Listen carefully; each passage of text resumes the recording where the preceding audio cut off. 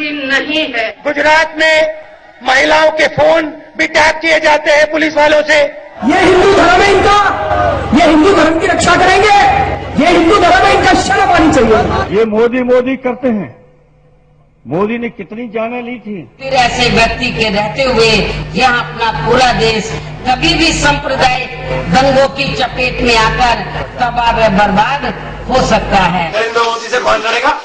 लड़ेंगे जो ठोक के जवाब देना जाने। माहिर है रंग बदलने में। इनको देश तोड़ने का बिहार कभी भी माफी नहीं देगा। मोदी आरएसएस का सबसे बड़ा गुंडा है। कभी प्रधानमंत्री नहीं बन पाएंगे, वो इंसानियत का कातिल है। ये मोदी एक अजीब चीज है, ये जोड़ने का काम नहीं है, तोड़ने के काम में लगे हुए हैं। मोदी साहब के रियासत में हजारों में कत्ल गारत हुई, लोग मारे गए।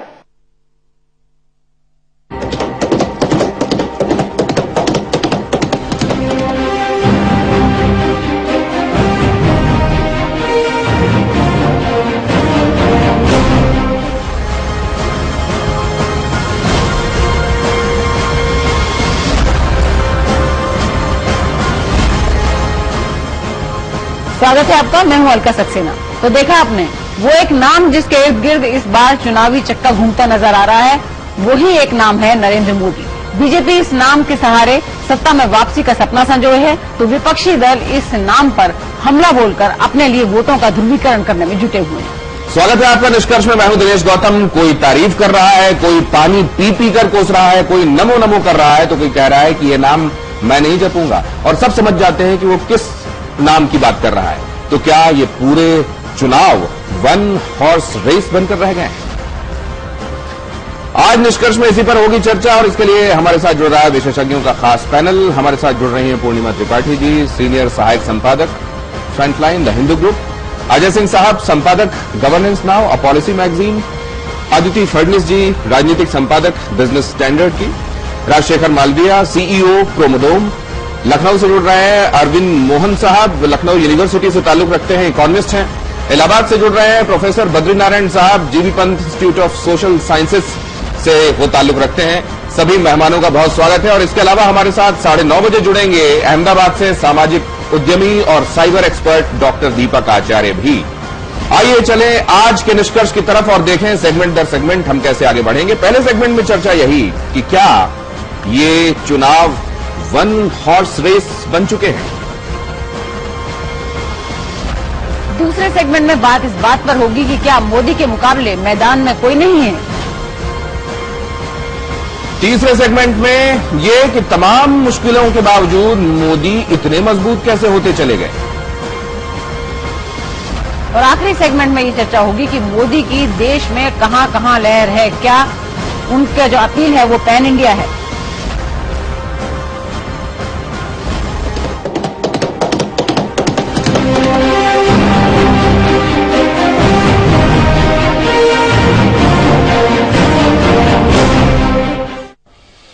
क्या वो नाम जिस पर आकर पूरा चुनाव सिमट गया लगता है वो मोदी हैं? क्या वो मुद्दे जिन पर वोट पड़ेंगे वो मोदी तय कर रहे हैं? क्या चाहे अनचाहे हर जुबान से यही नाम लिया जा रहा है? और क्या ये चुनाव वन हॉर्स रेस है? ये मोदी मोदी करते हैं। Only Modi, there is no BJP. हर जुबान पर मोदी है, नेता छोटा हो या बड़ा, जनता मोदी जी को प्रधानमंत्री बनाना चाहती, पहचाना हो या अनजाना, समर्थक हो या विरोधी। दिल्ली में तो मोदी बाहर है। मोदी जी की जांच करनी पड़ेगी। मतदाता हो या नाबालिग, वोट डालिए। एक तो मोदी सरकार बनानी है। मोदी का नाम लिए बगैर, तारीफ किए बगैर, आलोचना किए बगैर या गालियां दिए बगैर नहीं लग रहा कि किसी की नैया इन चुनावों में पार लगेगी। न कोई और नाम, न कोई और मुद्दा, न कोई और जिक्र, सब कुछ मोदीमय हो चला है। भाजपा की सरकार बनेगी, ये कहता मोदी की सरकार बनेगी। मोदी के इश्तहार है, मोदी का पैसा है, लहर बिल्कुल नहीं है। बीजेपी में नमो नमो होना स्वाभाविक है, लेकिन यहाँ अब वो भी नमो नमो कर रहे हैं जो मोदी के बढ़ते कद में अपने कद के लिए चुनौती पा रहे थे।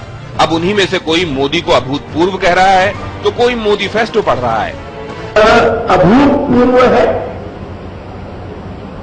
मुझे याद नहीं कि कभी किसी चुनाव के परिणाम इस बात से भी इतने प्रभावित हुए हो जितने इस बार के हमारे प्रधानमंत्री के नाम की घोषणा होने के बाद जो अभियान यह चुनाव का चला है उससे कभी हुए हो। उधर विपक्ष भी न चाहते हुए ही मोदी का ही नाम ले रहा है। मोदी चाहते थे कि उनके नाम का डंका बजे। चुनाव और नतीजे बाकी हैं, लेकिन क्या मोदी की वो मुराद पूरी हो गई और क्या ये चुनाव वन हॉर्स रेस हो गए हैं? समय के लिए दिनेश गौतम। कोई नाम लेना चाहे या ना लेना चाहे, कोई कुछ कहना चाहे, कोई आरोप लगाना चाहे, कोई तारीफ करना चाहे, लेकिन है तो लहर, है तो हवा, ये सब कहते ही हैं, पर्दे के पीछे भी कहते हैं। इसकी वजह चाहे कुछ भी बताते हो। Ajay, love him, hate him, but you cannot ignore him, सहमत हैं आप? हाँ, एकदम सहमत है, क्योंकि आज के दिन अगर आप देखें तो मैं काफी स्टेट्स में गया और जहां पे भी मैंने देखा वहां पे सिर्फ एक बात दिखाई दी कि एक जैसे आपका माइंड स्पेस है उसको ऑक्यूपाई कर लिया है इस नाम ने, और पूरा इलेक्शन इन्हीं के इर्द गिर्द घूम रहा है, यानी आप इनको चाहते हैं या नहीं चाहते हैं। तो अपोजिशन की भी स्ट्रेटजी जो है उसमें कहीं ना कहीं वो जो स्पेस है वो इन्हीं के नाम पे है। ये जिसको राज आपके पार्लेंस में top of the mind recall कहते हैं, ये कैसे मोदी के संदर्भ में, क्या जिसकी चर्चा हम कर रहे हैं वैसी ही हो गई है? क्या ओपोनेंट्स भी नहीं चाहते, उनके दिमाग में सबसे ऊपर यही नाम बैठा हुआ है, कोई इसके अलावा कुछ और नहीं सोच पा रहा है क्या? देखिए, वो एक्चुअली ओपोनेंट्स ने बड़ा जबरदस्त योगदान किया है इनको यहां तक लाने के लिए। 2002 के दंगों के बाद से जो ऑपोजिशन से और जो सो कॉल्ड सेक्युलर मीडिया, उनसे सबसे बड़ी गलती ये हो गई कि उन्होंने मोदी के ऊपर पत्थर फेंकने शुरू कर दिए। और इस आदमी ने काम भी किया, ऐसा नहीं है कि और स्टेट्स में चीफ मिनिस्टर्स ने काम नहीं किया है। जो इसके ऊपर अटैक हुआ, अब जितनी बार आप किसी के ऊपर अटैक करेंगे तो वो चर्चा में आएगा। उस आदमी ने काम भी किया, इस तरीके से वो उभर करके आ गया।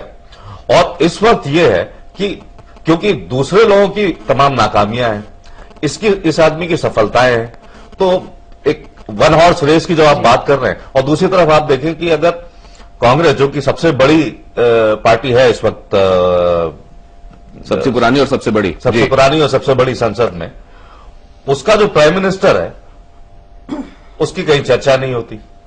तो ये एक कंपैरिजन जो हम, जैसे आप ब्रांड बिल्डिंग की एक्सरसाइज से बहुत जुड़े रहे, अब अगर हम कहें कि ब्रांड मोदी को बिल्ड किया गया या बिल्ड हुआ, लेकिन आपने देखा कि लगातार विरोधी दलों को स्ट्रेटेजी चेंज करनी पड़ी।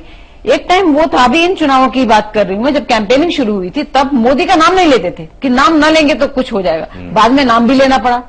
अब समझ में नहीं आता क्या स्ट्रेटेजी करें, नाम लें या ना लें, लेकिन बात मोदी की हो रही है, ये सब जानते हैं। तो ये ब्रांड बिल्डिंग की ये जो तरीका है, इससे आप क्या नहीं, और दूसरा ये कि इत्तेफाकन हो गया या